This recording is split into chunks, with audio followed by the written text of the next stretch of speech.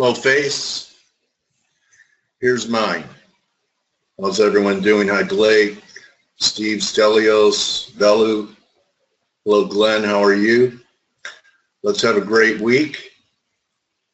I just want to start off by showing that Steve Volge has started a trend. George Matthew, a Face member, is now calling me Coach Pinkovich, which perhaps was my father's grandfather's last name, and they Americanized it to Pinkert, just like my cousin Mandy Patinkin. So there was, that different derivatives of whoever we were in Poland, my ancestors. Anyway, here's the Coach Pinkovich, not Popovich. Hi, Conrad. How you doing? Forex Gal. Hello. Craig. Okay, let's get to the markets. I just want to talk about first the guppy trade as an update. And what does everyone say is the most important aspect of trading? I'll answer it for you. Everyone says risk management, correct? Risk management? Okay.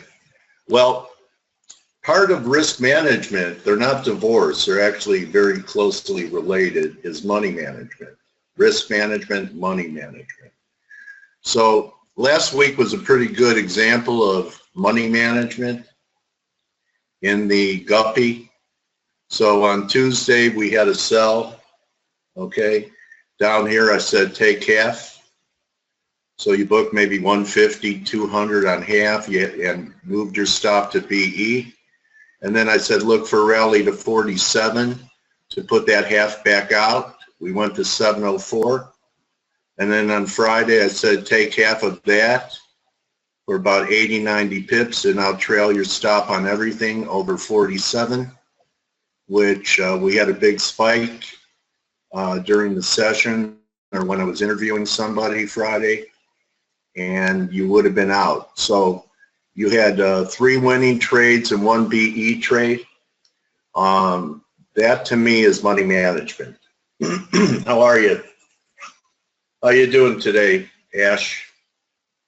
So again, this also, I believe, brings home the advantage of trading with partials, okay? Because if you just had 1 lot on instead of maybe 2 half lots, it would have been hard for you. You're all in, you're all out. So, if you normally trade a 1 lot, trade 2.5s. So that you can always be flexible to take partial profits. Everyone with me on that?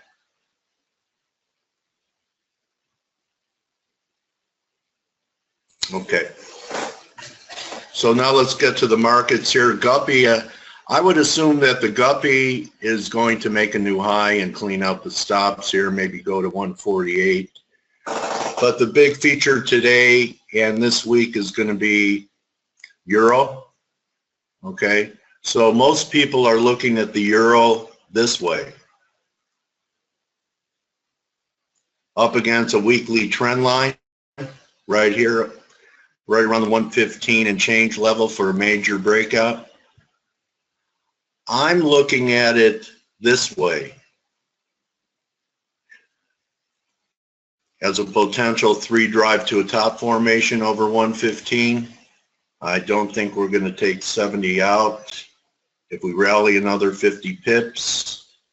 So over 115, the conservative way to play it is, get the breakout over 115, wait for it to negate the breakout under 115. So why am I focused on the Euro? Because FA, Grega, Steve, we all pointed out, e.g., this may have completed the first wave down, and now we're in a corrective mode. Also, if we get that rally in Euro, I think all we're going to get is some type of corrective move in e.g. So in the next few days, the Euro may be stronger than the pound as we correct this very big decline, over 200 pips from the high. So maybe we rally 100 back, maybe back to 850, maybe only 37%.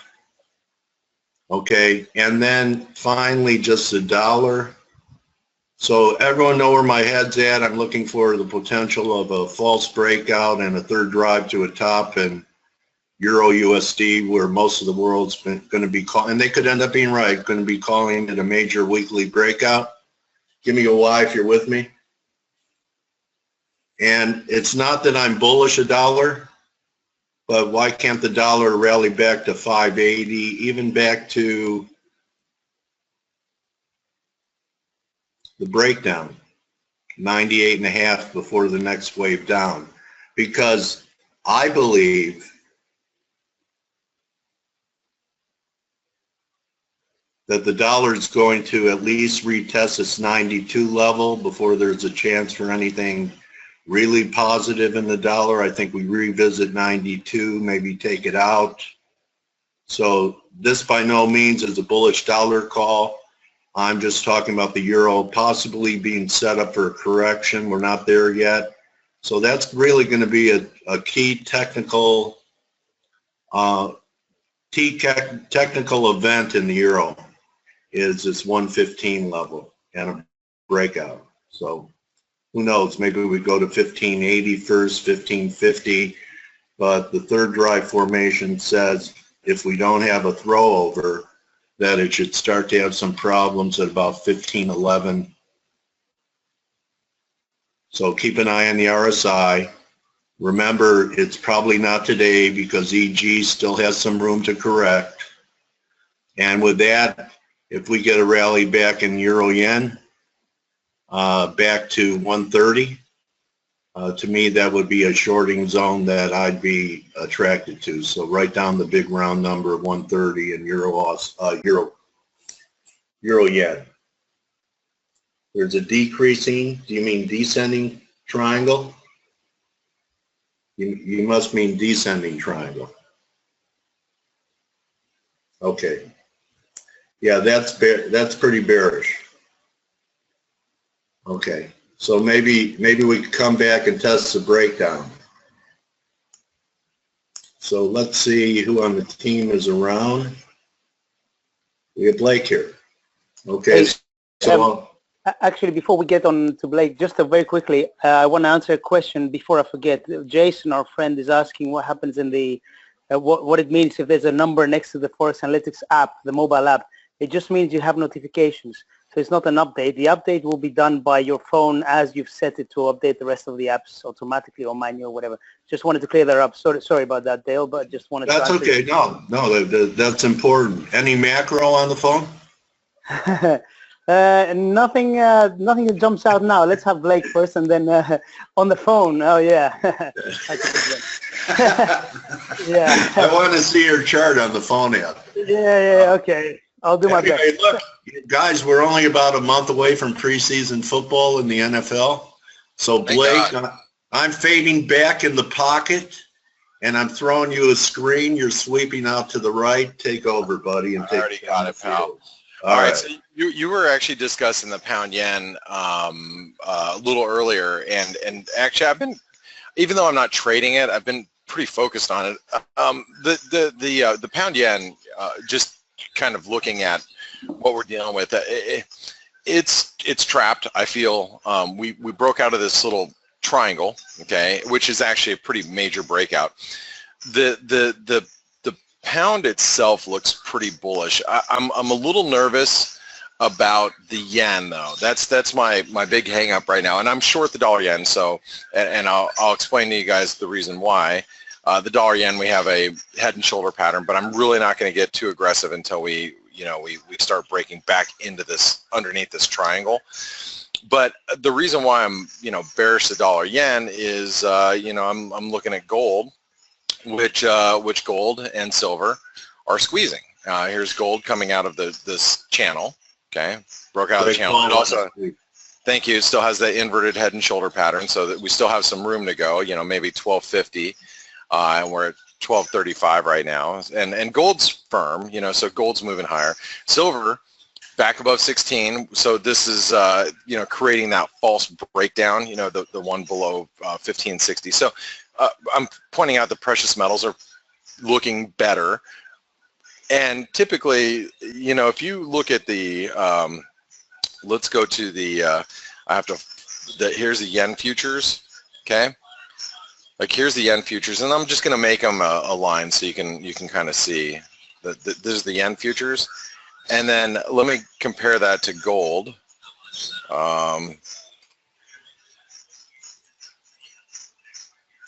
And what you're going to see is a very, very similar relationship, okay? And gold is moving higher, right? So the yen may start moving higher as well. So if the yen starts moving higher, then that means the dollar yen falls, you know, pound yen falls, all that stuff. So here, let me get rid of this again.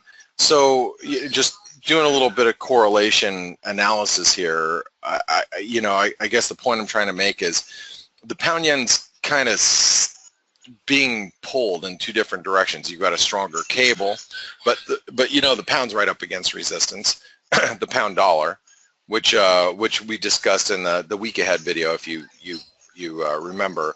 And then if the yen strengthens, the pound yen might come back down towards 145 and maybe even a little bit lower towards 144. And we had a successful test of this underside of the trend line, and you talked really, Dale, you talked a lot about risk management, and this is like risk management. If I think about risk management, it's like, okay, and I'm not going to do this because I'm already short the dollar yen, but if I was looking at the pound yen, I know what my risk is if I'm going to short it. You know, my risk is above these highs. Now, you know, or you might, you know, want to risk above here, but I don't think this is really the best setup currently. But I guess I was just trying to point out the two forces that are pulling on the yen and on the pound yen. And I told you the pound, or excuse me, the yen. But if you look at the pound dollar, this is the other force that's pulling the pound along. Is we're up against, and we've been discussing this, up against channel resistance here. So, you know, if the pound dollar breaks out and the dollar yen breaks down, well, then you got a pound yen that doesn't do much of anything. You know, it'll bounce around and it'll move a little bit based on which one's stronger, which one's weaker, you know, the pound or the yen. But, you know, for me, it's like, well, I don't know if I really want to deal with it. But I will tell you that I look at precious metals, and precious metals look strong. Recovery strong, not like breaking out strong. I'm talking recovery strong. I mean, you got gold above the 200-day moving average now. Gold might make its way. You know, we had this false breakdown of this double top. Everybody was getting short, you know, last week, right here, thinking, oh man, double top, gold's going to go down here, and now gold's, you know, doing an about face, and we're heading higher, squeezing all those people that are short. So, you know, as long as gold stays strong, the yen should theoretically stay strong as well. So anyway, that's what's happening there. And I hope, did you watch, and I'm sure you did, Dale, did you watch the week ahead video? I confess, Father, I ended up going to my in-laws for a barbecue, and I waited till about 2:30 or 3 my time. No, I didn't have a chance. Oh my God, you didn't do it. Okay, you put me in the penalty box. I might have to, because I put out a really grave warning for dollar bears, and you guys know, I've been a dollar bear since inauguration night. I mean, I've been basically, you know, net short the dollar since then. I am a little concerned about the dollar at this moment. I'm not, and so I had, you know, one of the traders ask me, hey, you know, Blake, you know, watch your video. Are you long dollars? No, I'm not. I'm actually short dollars right now, and I'm long gold, which is double being short the dollar, if you will. You know, I got asked, hey, are you long dollars yet? And I'm not. I'm not. There are pairs that I'm looking at that I'm considering being long the dollar, but I'm not yet. I think we're within a couple of days, of a dollar reversal. And I don't know if it's today. I don't know if it's tomorrow. I don't know even know if we're going to get it. I'm just on the lookout for one. And and I think if you haven't watched that video, you have to watch that video. And I'm not talking just to you, Dale. I'm talking to anybody else, because if you have any type of dollar exposure whatsoever, I think it's a good idea that you get a general sense of what I'm talking about. Sentiment is very extreme at this point. Positioning has flipped pretty aggressively. So now the dollar might be ripe for a bounce. I had talked about in the video, and I'll say this here while we're live, I don't know the reasoning why the dollar would bounce, but sometimes you don't need a reason. You know, you don't need a, you know, here's a specific reason why the dollar is recovering. You know, a lot of times it can be technical, and a lot of times it can be, you know, it could be technical. It could be, you know, sentiment's too extreme, and you get a move. Don't worry, Blake. The reporters will give us the why after the fact. They'll tell us why. Oh yeah. Well, that's the problem with financial reporting, is and I understand this because as a host of a webinar for many years, you know, for 15 years, I was expected to come up with a reason why the dollar moved one way or the other after the fact, you know, because people go, what happened to the dollar, you know, or what happened to gold, or what happened to the stock market, or, you know, and I was expected to give answers, but a lot of times I was like, you know, I could put my finger on maybe a couple of small things, but, you know, a lot of times it happened because positioning or you know, extreme movements that needed to come undone. And so I look at the dollar and it's like, I don't know really why the dollar could move. I mean, we have the ECB, and I think this might be it, because the ECB is meeting on Thursday. They're probably not going to announce anything new, because Mario Draghi already told the market that he's got, you know, he's going to talk monetary policy at the Jackson Hole. So we already know we have to wait till August to get any really big clues of what the ECB is thinking. So maybe perhaps the dollar recovers because of that. Does that kind of build the case with what you're saying here, Blake, that if we do get this breakout that everyone's waiting for over 115 in the euro, that it could be potentially the last hurrah, not for a major turn down, but lead towards some profit-taking move to the downside? Actually, yeah, that could be it. It depends what happens over the course of the next couple of days, but I'm thinking, I'm thinking, you know, out loud right now that you know, gold might push above 115, or excuse me, not gold. The euro might push above 115, and then come back in a little bit, and kind of reset ahead of the ECB. And then I think the move above 115, the real move, the move that's actually, you know, here to stay, is going to be following Jackson Hole. And, you know, if Mario Draghi really starts to talk taper and on monetary policy, like tightening monetary policy conditions, then we have you know, so what I'm trying to explain to you guys here is I envision something like this happening. You know, we do this, we come down, and then next month we blow out to, you know, really start taking out these highs, and, you know, going into the fall, the dollar really gets hit.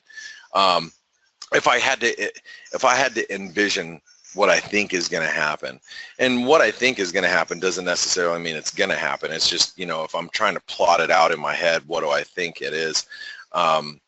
But I sure as hell wouldn't want to be long the euro right now. I mean, it's been a great long since, I mean, if you think about this, it's been a great long since inauguration, you know, which has been right here. I mean, you know, so we've gone from basically 103 to 115 in 6-7 months time. I mean, do you really want to be short the dollar right now or long the euro? I mean, I get the reasons why it's going down. It's been the reason why it's going down has been the reasons why we've been bearish this whole time.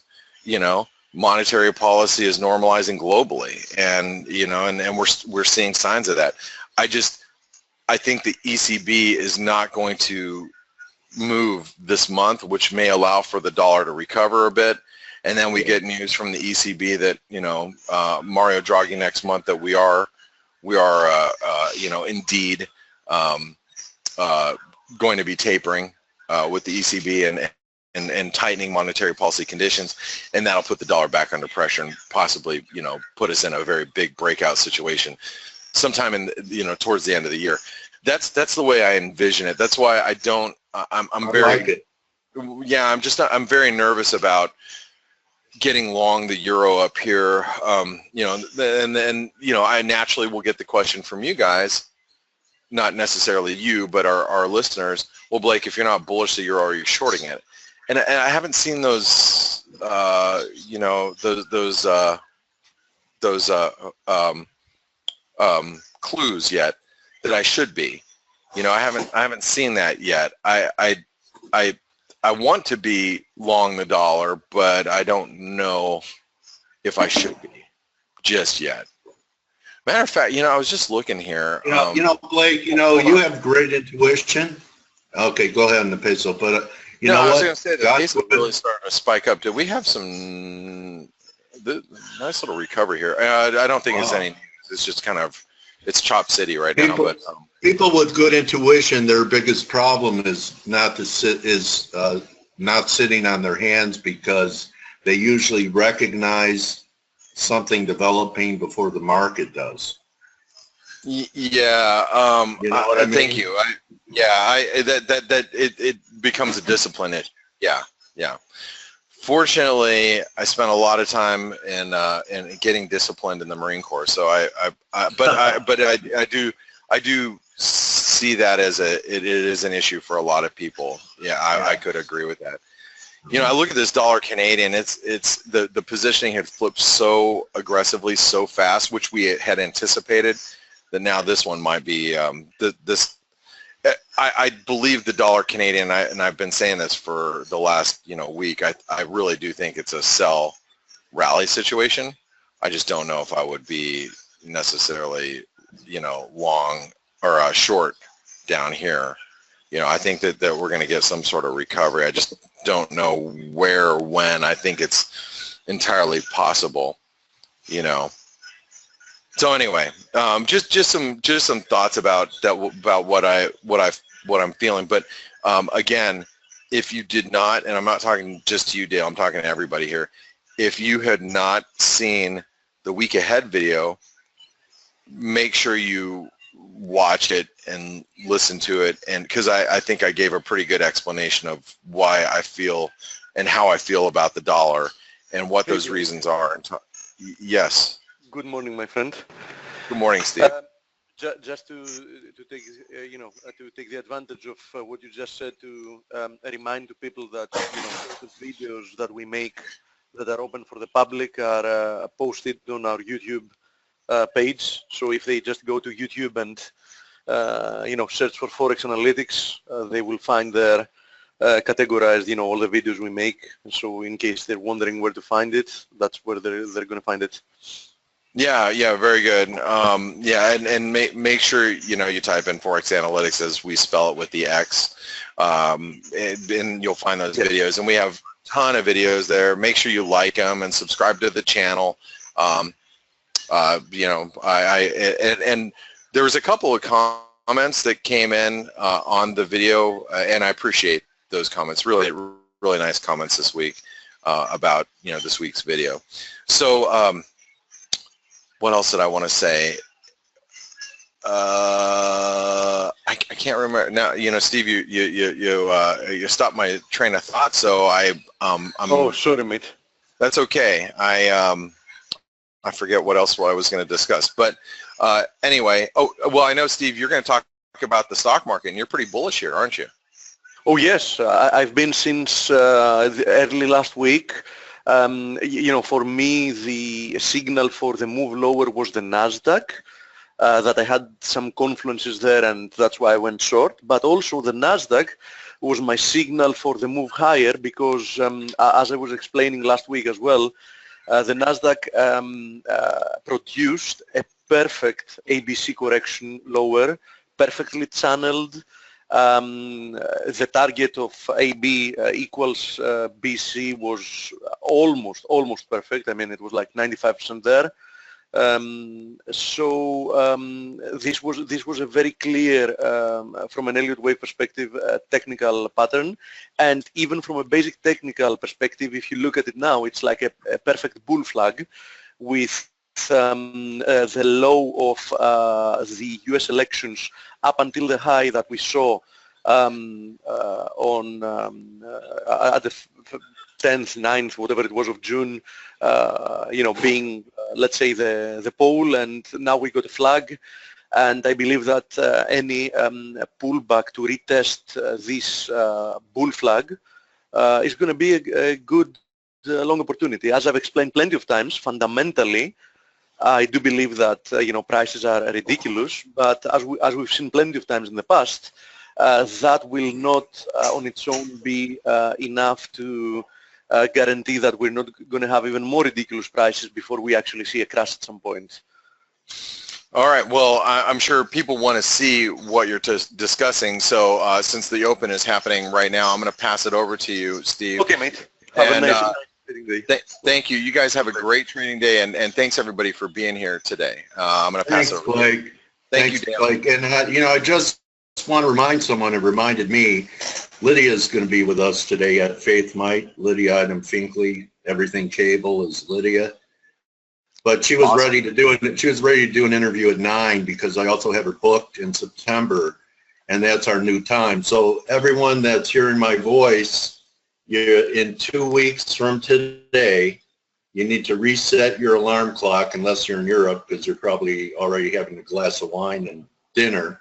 But we're going to be starting an hour earlier on the last day of July. That's 2 weeks from today on a Monday. So write that down or you'll forget it. Okay, go ahead, Steve. Thanks, Blake. Thanks, Dale. Thank you, Blake. Tell Lydia I said hello. All right. Okay. All right. Bye. Bye. Okay. By the way, thank you for her contributions here, and anybody else who joins us. I really appreciate their contribution. I worked 3 years to get 50 pips to do an interview.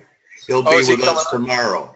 Oh, interesting. Okay. He would never do one. He's like Mr. Anonymous, right? So got him to do it under his, FX identity. Okay. All right. Sounds good. All right. Thanks, Dale. That's really perfect, and I'm really looking forward to that interview, Dale. Thanks, man. Okay, so I wasn't about to start talking about the stocks, but let me tell you two things that perhaps might have gone unnoticed before we actually go back to our nice FX world, because we have a lot of things to talk about and we've already had a lot of questions. Speaking about questions, so I don't forget, there are two issues I want to mention. One is that, as you see, sometimes I do answer questions, so on the chat you can see, sometimes I will, while somebody else is speaking, I'm going to answer some of your questions. So monitor the chat, and because, some of your questions might be answered there. The other one is that Greg and I will be making a blog post about the Euro Pound. I would say most likely, because I have another project I'm working on, it's going to be completed today. Slight chance that it's going to be completed tomorrow morning, so have your eyes open for that. It's going to be posted on our blog. If you go to ForexAnalytix homepage, there is a link for the blog there. Something that happened by is the fact that VIX closed at 951 on Friday. That is a 23-year low for VIX. The last time we saw that, actually, we saw such a close or a lower close was back at 1993. I think it was December. So it's more than 23 years low, actually. Wow. I was young then, man.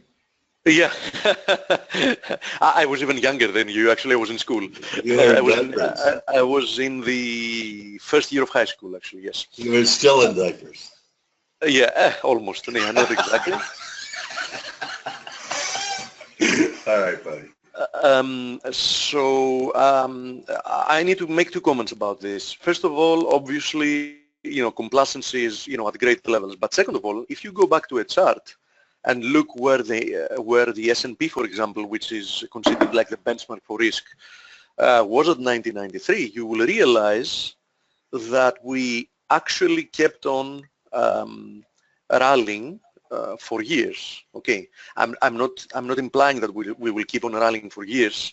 I've mentioned my thesis plenty of times. I think that we are at a very, very, very mature part of this business cycle, and the only reason we got to this point is because central banks and the political will has pushed it as much as possible.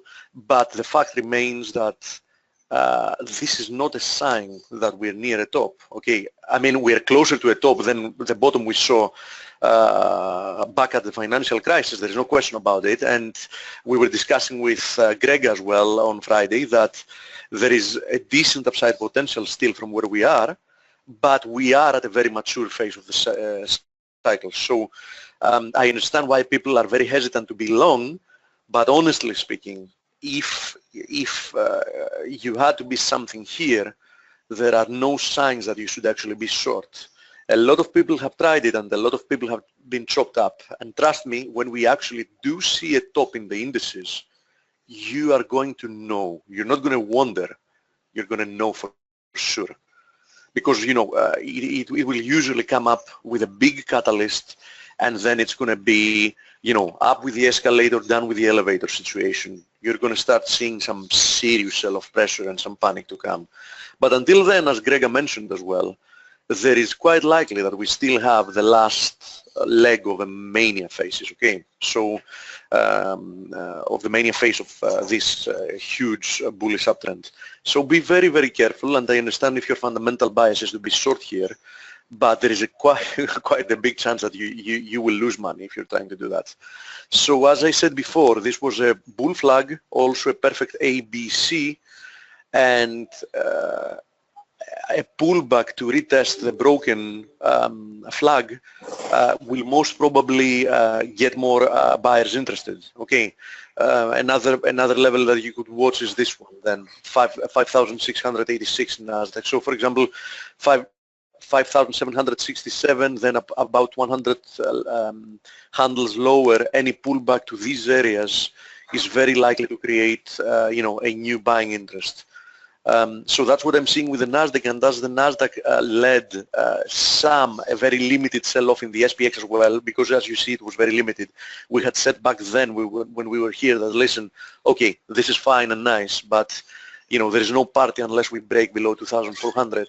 My thesis remains. I mean, we didn't break 2,400. I have absolutely no reason to be bearish the SPX. If you also have a fast look at the Dow Jones, it's at new highs. It's reaching again a resistance which I consider quite important, because if I zoom out here, you can see this channel line. It's very important, but in bull markets you can get overthrows. So yeah, I'm not advising anybody to be long, but I'm telling you to be very, very careful if you're interested to be short. This is the IWM as well. We're seeing some consolidation, which it has a high chance of also breaking to the upside. So these are the things I'm monitoring having to do with indices, and as I said, I would not be short at the moment. I have no reason to find it a good idea to be short. You can do whatever you want. Just this is just my personal point of view, sharing it with whoever wants to. Shout out to Tico. Hi Tico, how are you? I'm glad you found me. Thanks for following me around. Tico's saying there's a 3 driver on the daily in Kiwi. Sure. Yeah, and then you're getting some requests about your. Yes. I already had some, and I'm going to visit them all. But sure, yeah, I know you usually do. Oh, okay, He's talking about this one. Yes, yeah. And I've been monitoring it as well. Because I was looking for a high here, which yielded some downside move. I got like 40 pips of a profit actually here, and then a second attempt here I took like something like that as well. And now we seem to be stalling here, and this is non-confirmation, yeah. Yes, and this is also another divergence with the Aussie. Why? Because Kiwi is finding it very hard to penetrate this high, while on the other hand, if you look at the Aussie, Yeah, it's been blowing. Not only we have done that, but we've done it comfortably. And this is actually, if we count today, which of course it's very early, but let's say that we close positive today, that's going to be 2, 4, 6, 7 consecutive updates. Yeah, those two structures augur very well for the Aussie Kiwi longs. Yes, and now that you mentioned the Aussie Kiwi long, I actually wanted to speak about it. I'm not going to go over once again the daily chart that we had monitored with the inverted head and shoulders, etc. I want us to have a fast look at the weekly chart. Okay, and this is the weekly chart of the Hold on, I'm getting my telescope. It's in the garage. I'll be right back. Yes. Having to do with the weekly, if you look at the weekly, the next resistance on a weekly chart is up here actually, which is almost at 109. So that leaves another 230 pips of upside, at least having to do with the weekly, to see what's going to happen if we test, this zone. Obviously, looking at the weekly chart again, if we get a close above 110, I know we're far away from that. That's a game changer because we will have seen a higher high on the weekly as well. But one step at a time. Just want to show the weekly because I was having a look at it earlier. We had talked. We had visited the daily quite a few times, which we will see here as well. And this is what we see. I'm long from here. I'm long, as I said on the webinar, from the day we closed here because retracing that move on that day and getting again above the neckline was very important for me. And I do believe that we should one way or the other test this zone, the 1074. And then we see what happens from there. So, this drawing remains exactly as it is, and I'm expecting more upside to at least test this zone, and we see what happens from there. Okay, so this thing keeps moving on our side. Same applies to the euro NOK. You remember we had warned in advance that any break below here would trigger me short, because I really believe this is a very, very nice. Think about it. The NOK has been a great trade any way you look at it. The reason is the following. It has been following what CAD does with a time delay. So for example, lately, if you keep monitoring what CAD pairs are doing, you find mostly the same setups on the NOK pairs, but with some delay, which means that, let's say, I'm also still short the EuroCAD, and I'm going to show that because a friend asked about it, what we do with EuroCAD. The answer is nothing. I'm still short from here.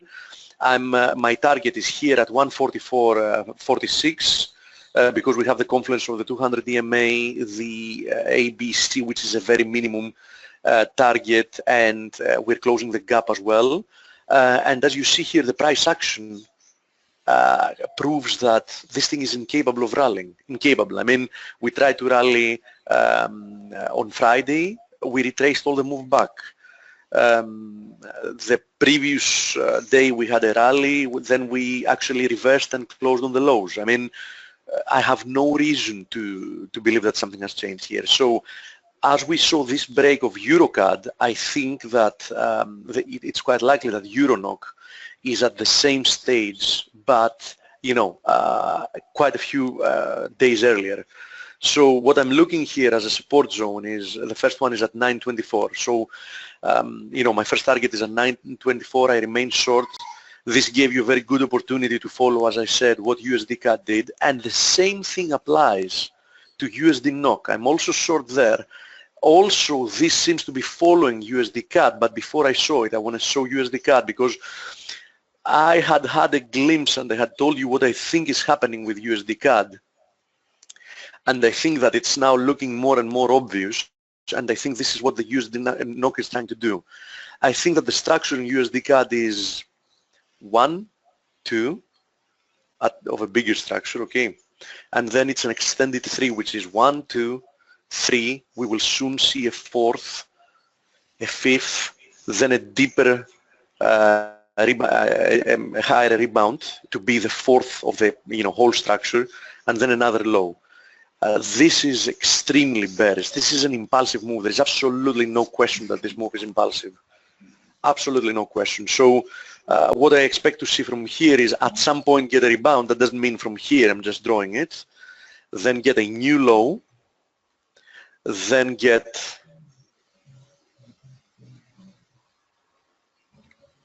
a deeper rebound and then a new low. Okay. And now let's go back to the USD NOK and see what we have here. USD NOK. By the way, USD NOK has just reached my second target, the 815. You remember I had two targets. I had the 817 being an ABC. Then I had, sorry, that was 815. Then I had the 817 being the low that we had here. So I said, you know, I'll set my first target here. We reached it today. I haven't done anything yet because, you know, it's still early in the day. Now we reached the second target.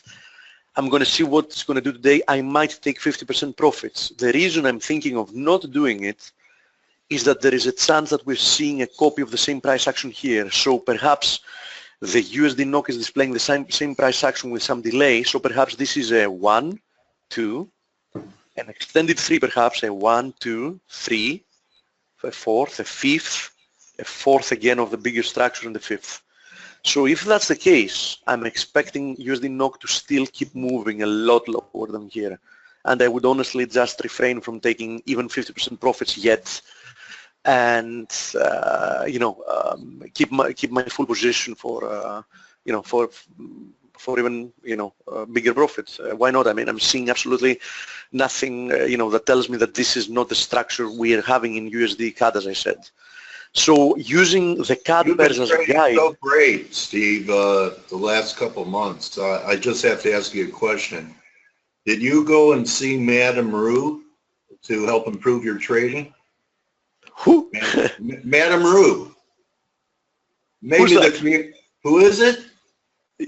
Steve took his trading down to Madame Rue. You know the gypsy with the gold cap too.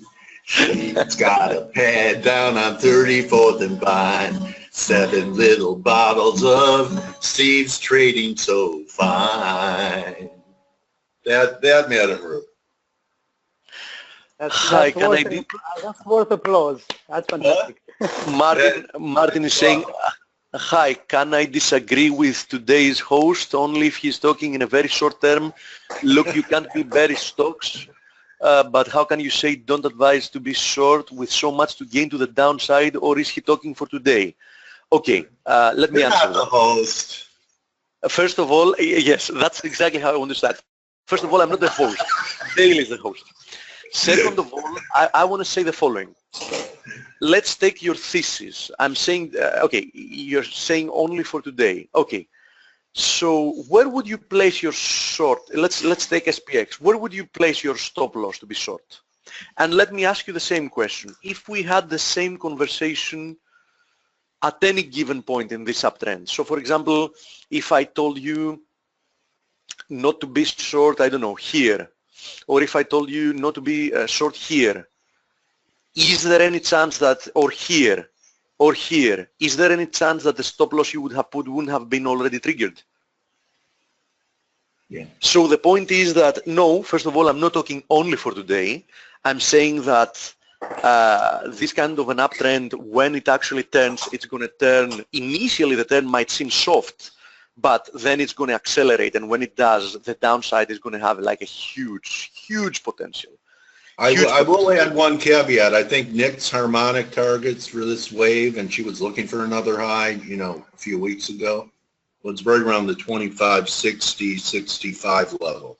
Okay, Martin says simple answer. Stop is 3% above current levels to gain at least 10%.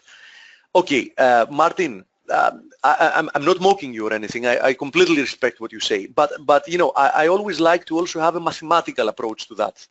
Let's take any given point in this uptrend, and let's see in how many occasions a 3% stop loss on the upside would have yielded a 10% downside, which is a good risk-reward ratio. I will agree with you. It's a little bit more than 3 reward to risk ratio. So every time you would be right, you would be making the losses of 3 times you would be wrong. Okay, we can agree on that.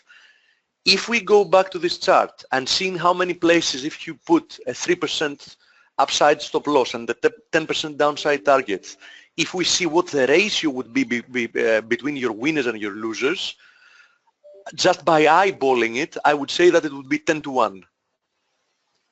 So mathematically speaking, even that approach that doesn't make sense. And I repeat, I'm an economist. I do believe that current valuations are stupid, completely, utterly stupid. At some point in the rather near future, might it be months, might it be a year, we will be looking back at them the same way we were looking at the 2007 highs, then 2000 highs, etc., etc., etc. But that can easily bring another 10% higher or a 20% higher or a 25% higher. So why would you want to be short at fresh highs without some technical confluence that tell you that you should be so, and just blindly trusting a 3%, which is a very tight stop loss?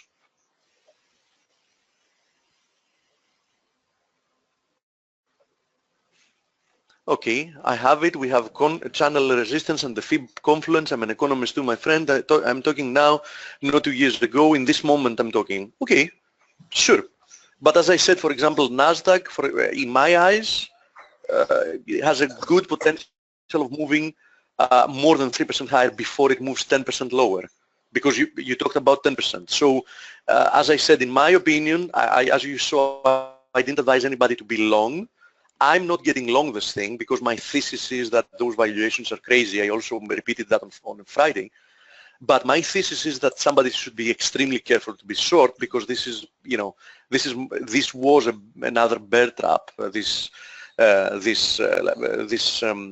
correction lower, most probably. And from a technical standpoint, I mean, this was a perfect ABC.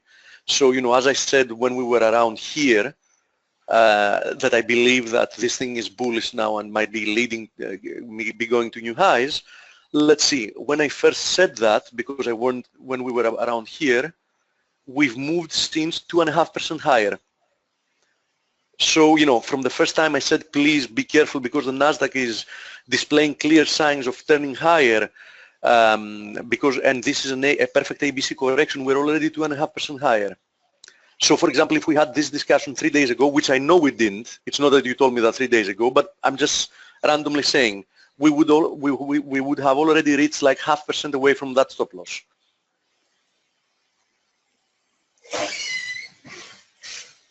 That's what makes a market, buddy. But, you know, I've watched you wait for confirmations, and I do remember you Skyping at the lows in NASDAQ last week. Your quotation, perfect ABC. Yeah, exactly. You're talking about now, so let's see. I also see some resistance at almost 6,000, so let's see. 3% from now, let's see. First of all, even if I wanted to scalp this, I'll tell you in advance that I wouldn't be buying here. I'm expecting a short-term pullback at some point here. As you see, I've marked it here as well. But if we get the breakout, will the picture change over that trend? But once we get a little pullback to the levels I told you about, then I would take your bet to 3 to 10. Statistically speaking, again, I mean, you know, this is not a competition or something. I'm just, you know, telling you as a person that does technical analysis and observes. I think that after a little pullback in the NASDAQ, the 3 to 10 ratio is not going to be a good bet. My point of view. You might be right, okay? I mean, you know, can I know what's going to happen tomorrow? No, I can't. You know, but I'm following some rules, and I tend to be, you know, more times right than wrong. I don't like to fade you. Okay, so anyway, my thoughts on pound yen. Let's see my thoughts on pound yen. Okay, my thoughts on pound yen are the following. As I've said, I will remain short even if we see a new high to up here. This is another potential. I don't like how high we retraced. I don't like it at all. I don't like it at all. Right. but we still haven't penetrated the highs. So this can still be an ABC. Okay, I'm still short. I will remain short even if we see a new high, personally, because I just see an alternative count, if that happens. And, since we haven't penetrated the highs, there is no technical damage done to the initial thesis. So nothing much has changed here for me. I'm not liking it. I mean, obviously now in my eyes, the chances that this was the short-term high have lowered, but when I put a plan in place, I need to follow it, because if I start breaking it, usually you end up having worse results than not. So, so you give back profits, you take a couple roll aids. Yeah, and you know something, to be honest, Dale, at the moment in this trade, I'm only 23 pips out of the money. So why should I even be worried? You know what I mean? I'm not worried for you. Okay, now having to do with euro yen, people actually didn't ask for it, but I'm sure a question is coming. I want to tell you one thing about euro yen. Obviously, it looks more bearish, and this is one of the reasons, one of the things I'm looking at, and I would want to be short the euro pound at any rebound. Another thing you need to monitor here is just look at this reaction after the huge move lower. What did we get? We got a long doji.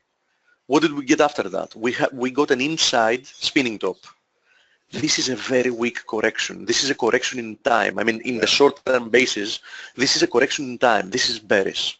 I mean, I'd love to see it pop up to where you have that red line. Is that something? It may not even do it, huh? Yeah, same here, but I don't think it's going to do it from what I see here. Okay. I don't think it's going to do it from what I see here. I mean, the price action here says that it's more likely to just straight ahead go for the next leg lower, because it looks very, very heavy. You know what I mean? Yeah. So my initial thesis remains in that I see another leg lower in euro yen, and most likely. I was thinking if we get that breakout over 115, that would be the opportunity to lay into some euro yen shorts. If we get the euro breakout. Yes. Over 115. Yes, which may or may not happen. It doesn't have to happen, right? Like Blake says, it's what I'm imagining can happen, but it doesn't mean it will.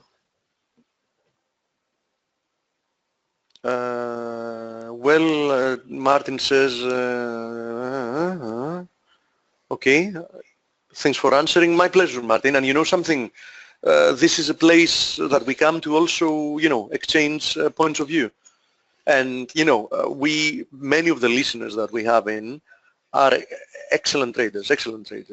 Yeah, or economists or market participants. And, even when we disagree, Dale actually gave us the best line. This is what makes a market.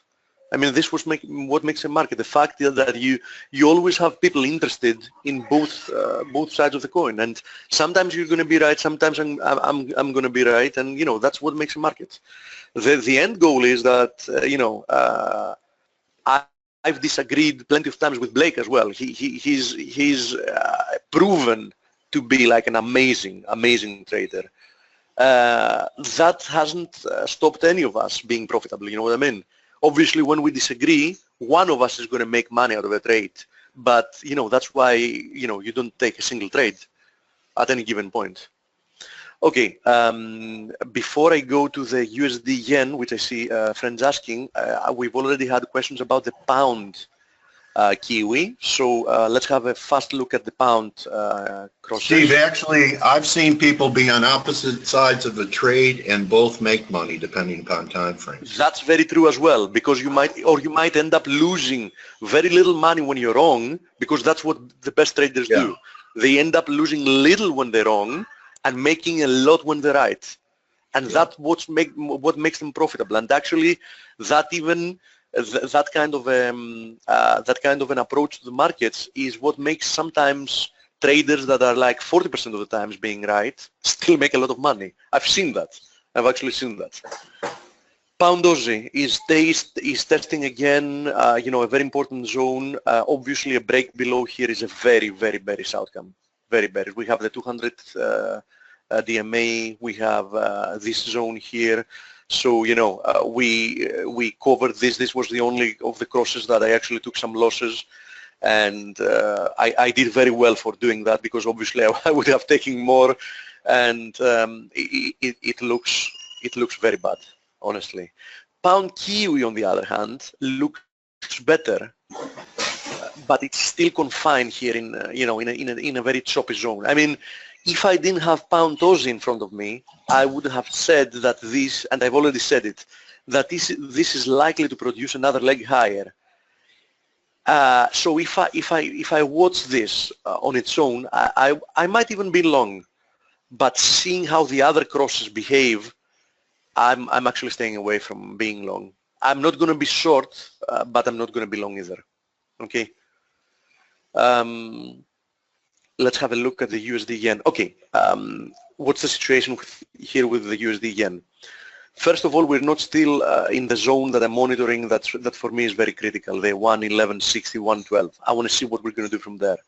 We got the rejection when we expected it. We said back then that we either get rejected now or we move all the way to 115.50. And now the question is, what happens down to 112 or 111.60? I cannot be bearish in a personal level until I see a break below 111.60. So it looks heavy. There is no question about it. I mean, there's nothing to make you want to go long at the moment. Perhaps somebody can say it's the retesting of this broken trend line, but okay, come on, it was just 2 points.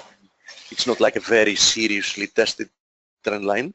But I really want to see what's going to happen here, because here we have a confluence of a zone that has produced plenty of reactions. The 50 DMA is there as well, the 200 DMA is there as well. So let's be a little bit patient with USD yen and see what it does there.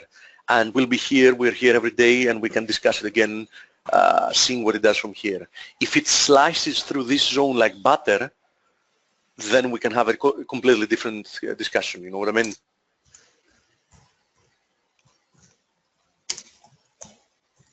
What do I think of silver? Yes. Blake already gave his position on silver and gold. I'm not far away of his beliefs. I had said as well that a break above 1230 in gold and a break above 16 in silver is going to bring some relief rallies. Now, how far can those go? I think they can go. Silver, I think, is likely to test this zone, the 1670 zone.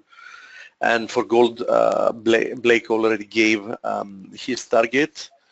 I think it's this zone that I like, 1257. So quite likely to go all the way up to there. Am I bullish at the moment? As I said, in the short term, yes. Am I bullish in general? No, I'm not. No, I'm not. I want a lot more proof to say that, you know, I'm bullish against the precious metals. I've been long silver quite a few times, quite successfully. I've been short silver there as well. I mean, wait, wrong chart. I've been short silver here as well because we had the bear flag. But, you know, I'm seeing a reaction here, but this still does not prove to me that this is like a big reversal. We'll see. We'll see. I'm staying out of trading them, and you know, I need more confirmation.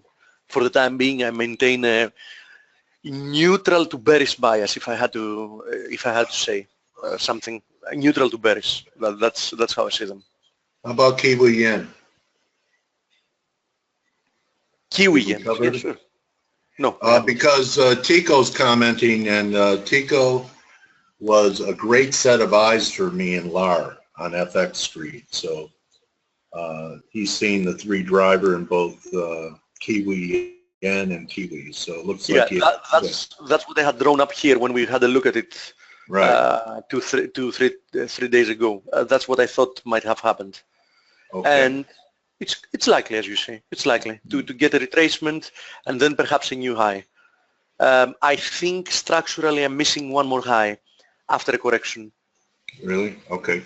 Yeah, I think so. It's a scalp. It's a scalp, but could be a decent scalp. Yes, it can be. Okay. On the other hand, for some reason in the Aussie, and I know this is counterintuitive and it goes against what we see in the Aussie Kiwi, that's why when I see divergences like that I do not like, I mean different theses that do not bode well with other theses I have, I tend to not take trades. On the other hand, I see a more complete structure in the Aussie yen. So for example, Aussie yen looks more bearish to me than Kiwi yen at the moment. And since it conflicts a little bit with some of the other things I've said, I'm just not trading them, you know what I mean? Anyhow, we have plenty of trades on at the moment. And, you know, Euro Aussie as well. I'm short this one as well. And I think it's doing quite well. Okay, Lydia's here. Chico, let me ask you this before I go to Lydia. Hi, Lydia. You mainly just trade 3 drive formations now? I'm just curious if you could be patient enough just to wait for them. And with that being said, let me make Lydia the presenter. Dale, one last thing having to do with USDMXN. When we broke below the lows, I said that I will still keep monitoring this descending wedge support, and we're getting a reaction today of it. That's not enough for me to be long, but I'm just telling to people we redrew the resistance this way, obviously, because the previous one was obviously mistaken. But this is something that I'm monitoring also, I have to say. It might be worth a nibble. We could get a throw under, but might be worth a nibble down here. I don't want to be long again yet. But I'm monitoring. I mean, if I see a continuation higher, I might start thinking about buying it. You remember I said back then that, okay, this was a losing trade, trying to catch a falling knife. That's why you always need good reward to risk ratios. But I said that, you know, I'm going to give it a stab again if it gives me a good opportunity. I'm just saying that it's under my scope once again now. Okay, so have a wonderful interview. You're the king screener, man. Steve watches everything. So, Lydia was here and she left. She said she was having audio difficulties. So it said GoToMeeting said they were having difficulties. Let's see if she logs back in. Okay. Okay, let's see if we have any other questions until you get Lydia back then. Okay. Let's see. Steve, I'm short UJ at 12.48, got target at 11.80, and what's your thoughts? 12.48.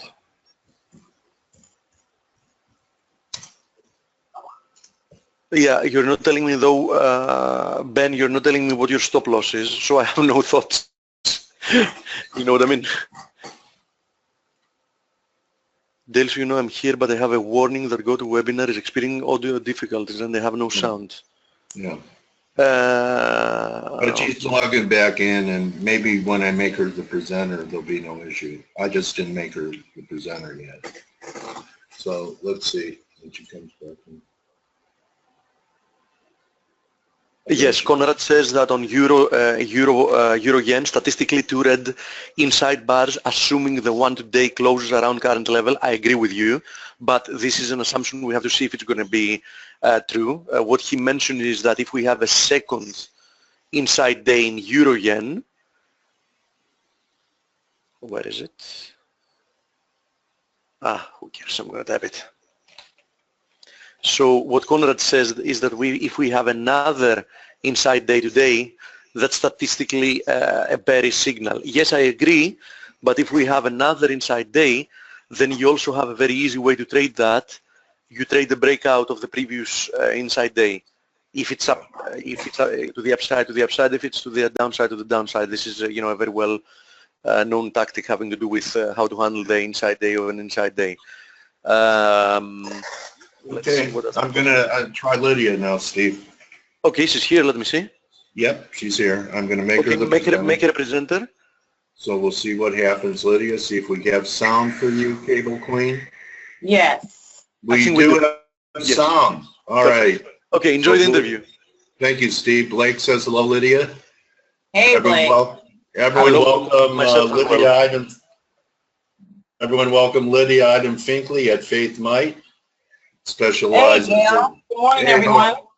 Yeah, good morning, Lydia. Perfect time to have you on after the surge we had in the pound last week. So Yeah.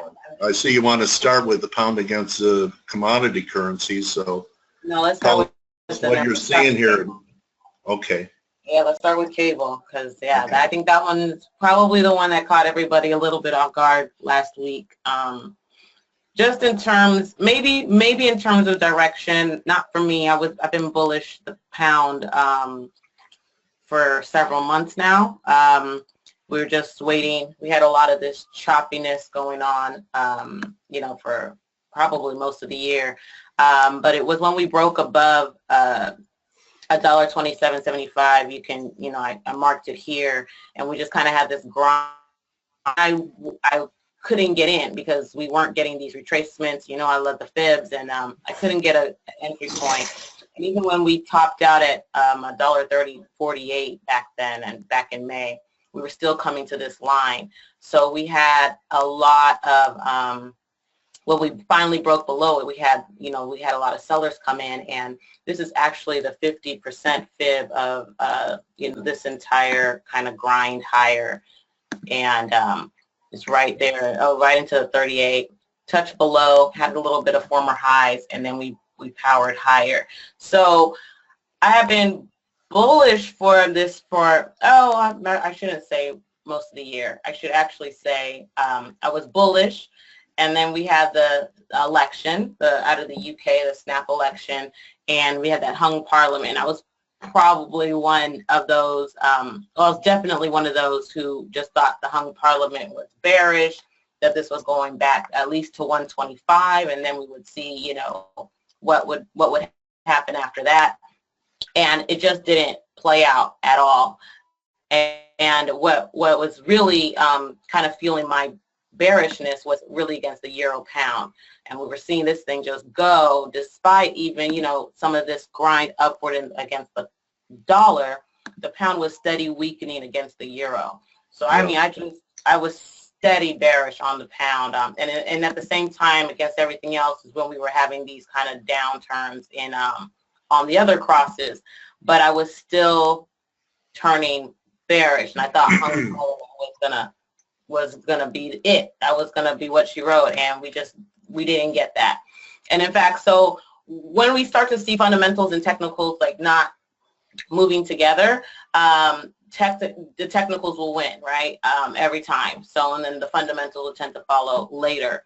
And that's kind of what we've had here, again, particularly against the dollar, where we've been seeing that the lack of a majority in the parliament has actually been great for people who wanted to remain, right? Or the soft Brexiters, or those who don't want to Brexit at all. It's actually been a good scenario for that particular opinion. As such, we've been able to see the pound rally.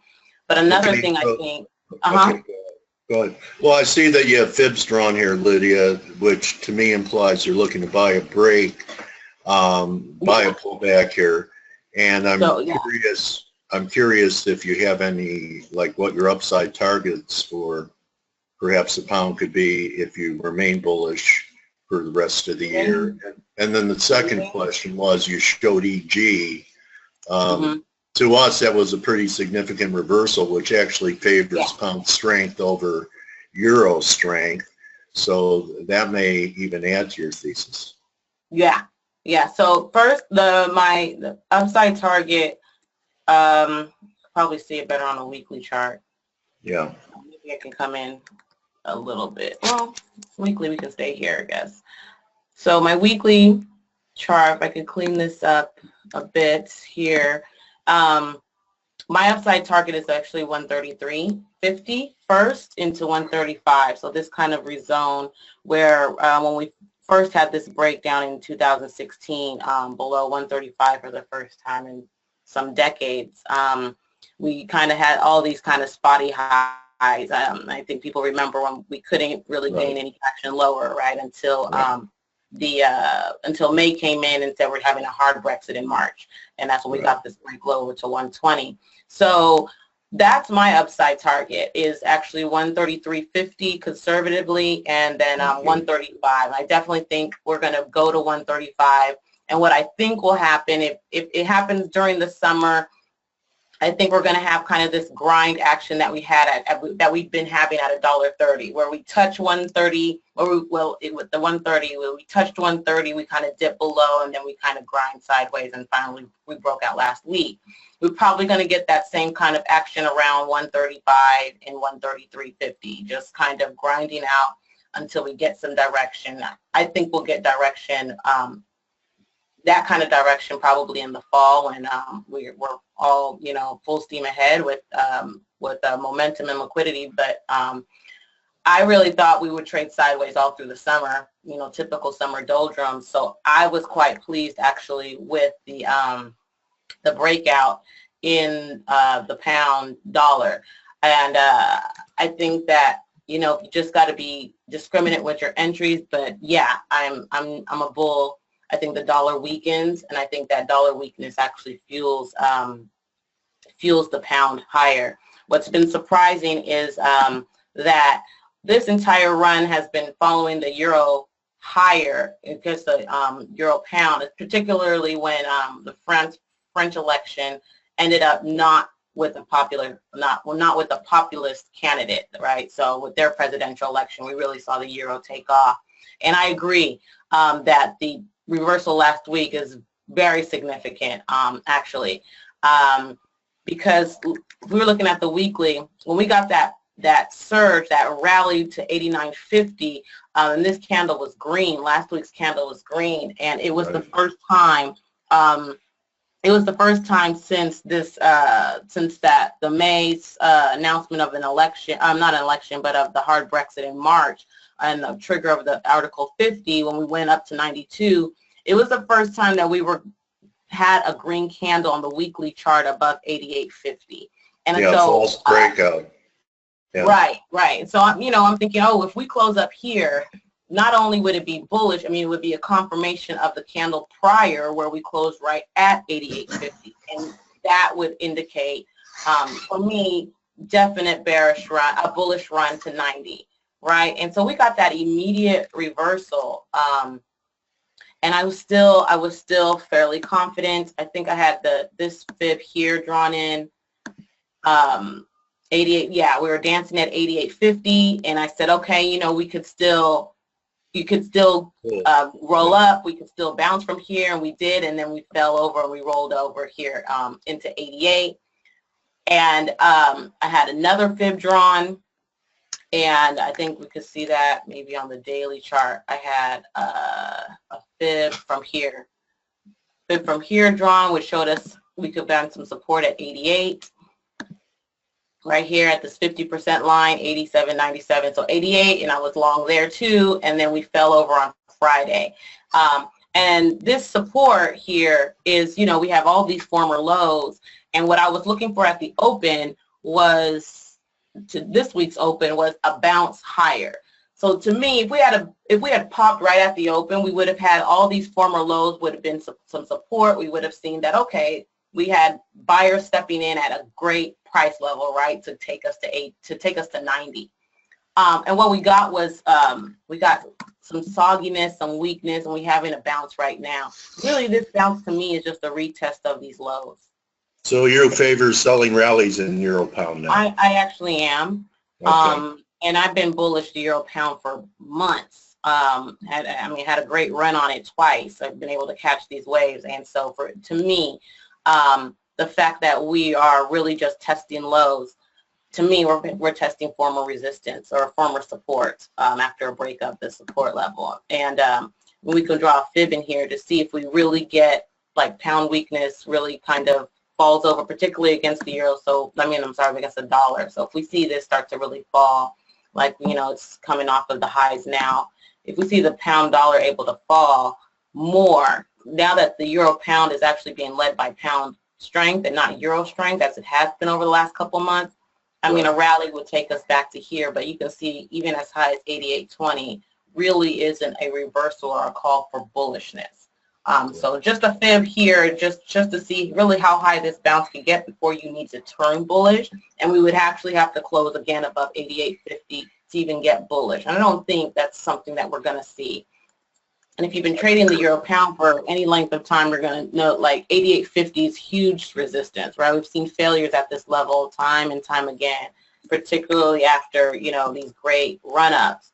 If you look at a monthly chart, 88.50 is the top line. You know, failing at this level is not uncharacteristic. Write that number down, guys. 88.50. That's our line in the sand, just typically for this period. So getting failures here is very characteristic. And I know I have a fib on the daily chart, but I don't even think that this is going to be valid. What I'm seeing is just this range bound between 88.50 and 83.50.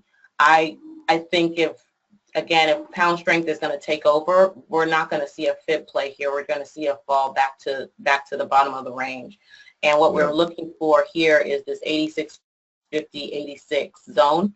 I'm sure we'll get a bounce in here. I'm sure we'll see some buyers step in here. But if we break below 86, I'm confident that we just go back to the bottom of the range.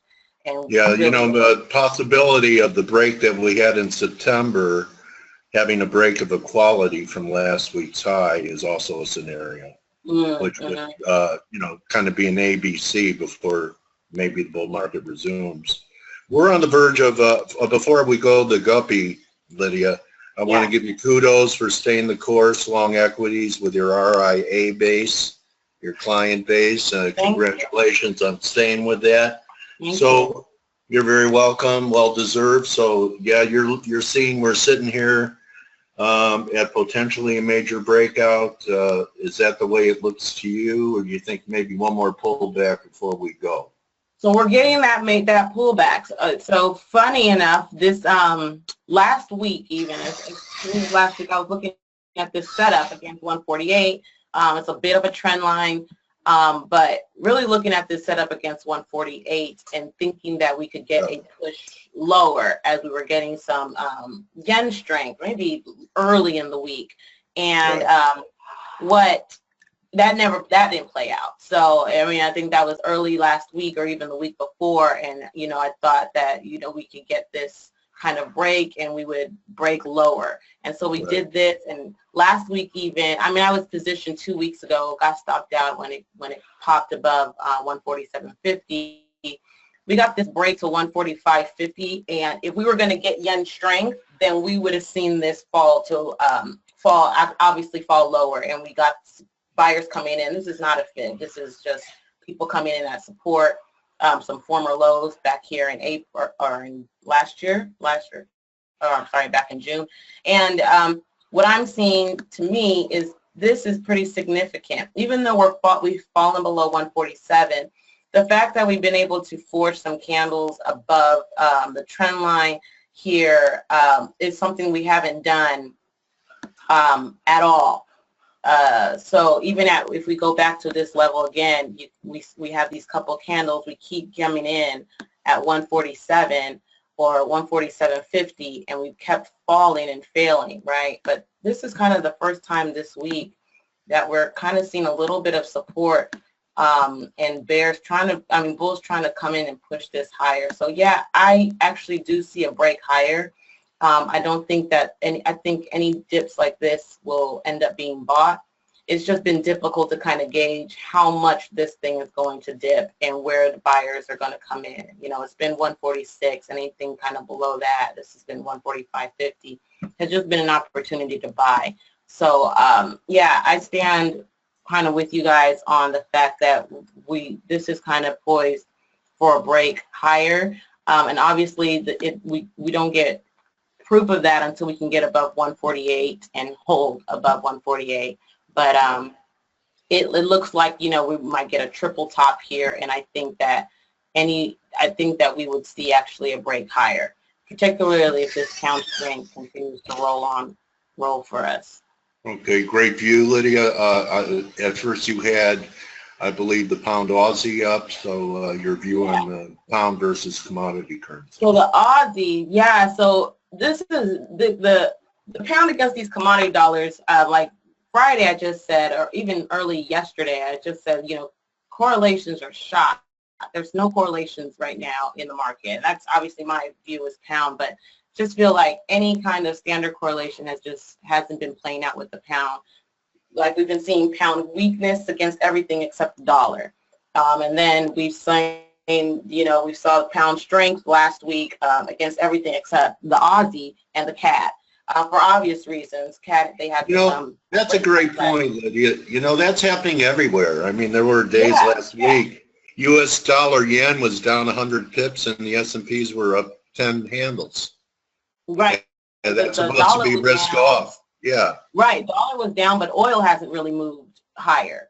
So it's like a lot of these correlations where we, you know, I would say, you know, to a lot of people, to everyone really, trade the chart. It's every man's for itself. It's every chart for itself right now. Correlations are just not really playing out like we have. Yeah, great advice. Trade it like it's, you know, every child you have is different, right? So every instrument is different, right? Yeah, every instrument is different right now. We can't really, if you're trading on correlations in the past, I would advise you not to rely heavily on correlated moves for at least maybe the second half of the year. You know, we'll see how it develops after the summer even, but I think you can't rely on these correlations. I mean, look at the Aussie dollar, the Aussie against the pound, and then the Kiwi against the pound. Usually these move together, and the Kiwi has been weak, where the Australian dollar has just been strong.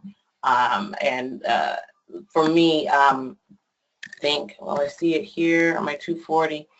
For me, it's just been a matter of coming into and holding these things short. So selling rallies. So if we got a rally back to say 68, 68, 70, that you would view that as a shorting opportunity. Yeah, even 68.35, where we have these former highs before the break higher. 68.35, and then we broke it back below. We had these former highs coming in. So if we even get into 68.35, I would love to add to the position. So to me, targeting on the Australian dollar too high. To me, we're coming back to these lows, and I think maybe I deleted it and show it to you. It's not this fib move. This is the overall fib move. So this rally really just a nice correction, but this is the move here that I've been watching. So for me, this is a fail. I just delete this really quickly. So this is a nice fib move, right? The correction off those highs, and then we got a failed low. So this failed low should result in a lower low than the previous low. So we came right into it. We're 10 pips off.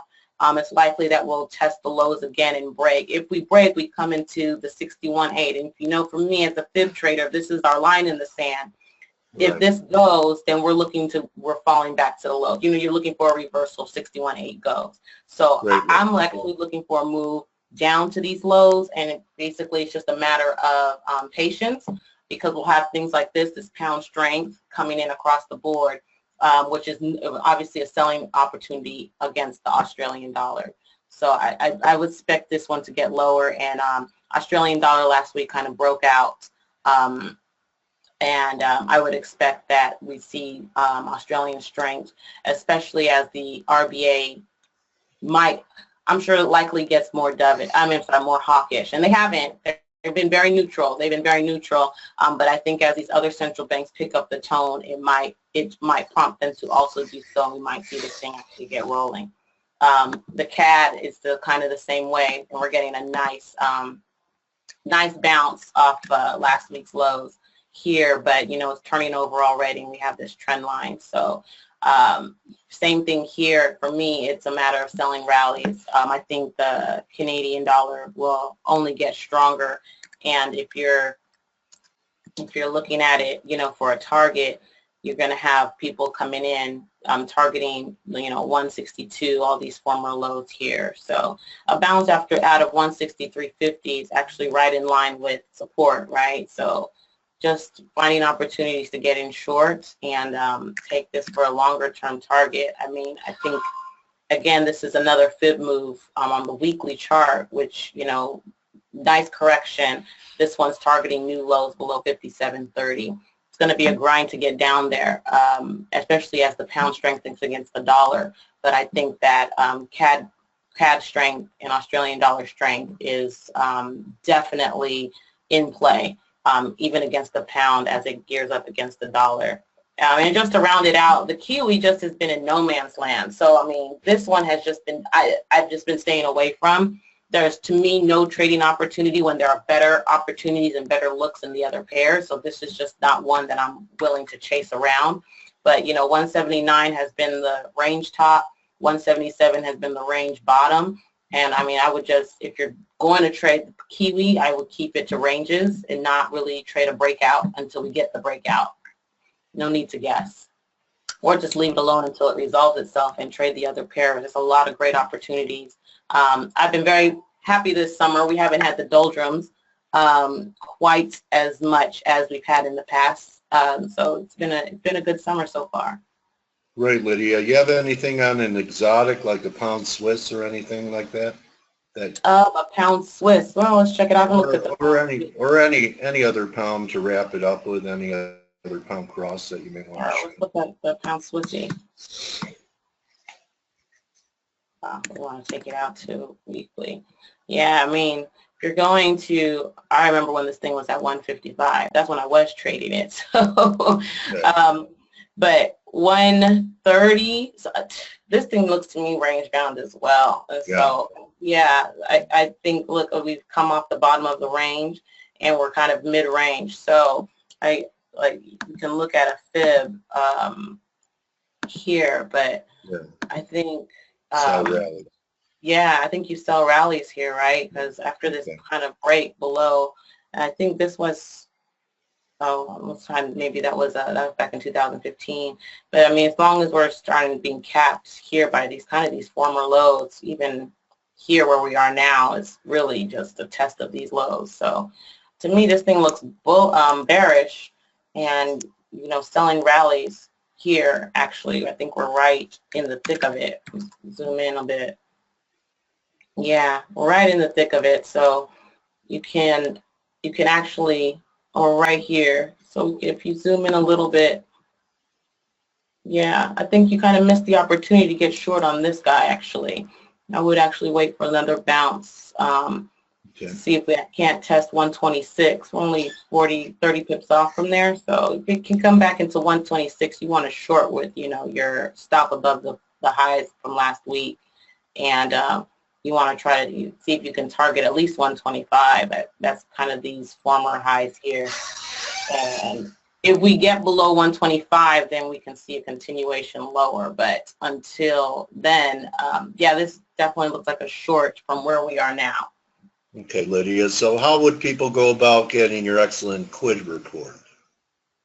Oh, look, so I have changed over from so if you come into my blog, so faithmightfx.com, that's my Forex blog.